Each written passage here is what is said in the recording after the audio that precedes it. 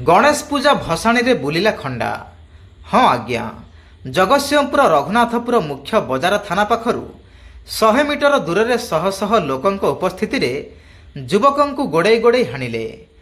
पैसा मगा को केन्द्र करी युवकों खंडारे हाणी आक्रमण करी रक्ताक्त कले।